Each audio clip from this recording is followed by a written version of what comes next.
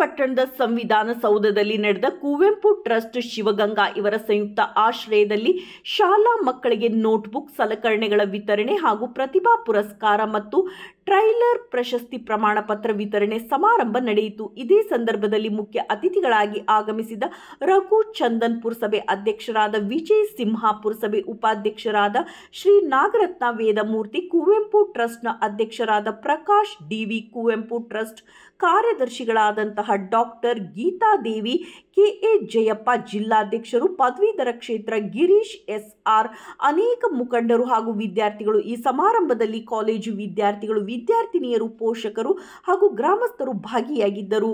ವರದಿ ನಾಗರಾಜ್ ಕೆ.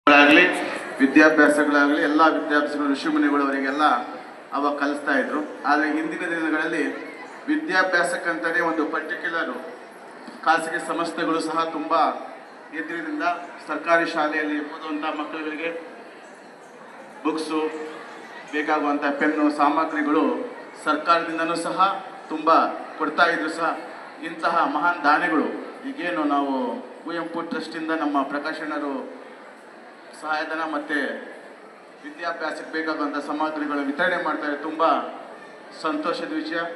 ಈ ಕುವೆಂಪು ಟ್ರಸ್ಟು ಇದೇ ರೀತಿ ಬೆಳೆದು ಇನ್ನೂ ಮುಂದಿನ ದಿನಗಳಲ್ಲಿ ಹೆಚ್ಚಿನ ಸಂಖ್ಯೆಯಲ್ಲಿ ಇವರು ಎಲ್ಲ ಒಂದು ಸಹಾಯಧನ ವಿದ್ಯಾರ್ಥಿಗಳಿಗೆ ಅನುಕೂಲ ಮಾಡಲಿ ಅಂತ ಹೇಳ್ತಾ ಈ ವೇದಿಕೆಗೆ ಕರೆದು ನನಗೆ ಒಂದು ಗೌರವಿಸಿದ್ದಕ್ಕೆ ತಮ್ಮೆಲ್ಲರಿಗೂ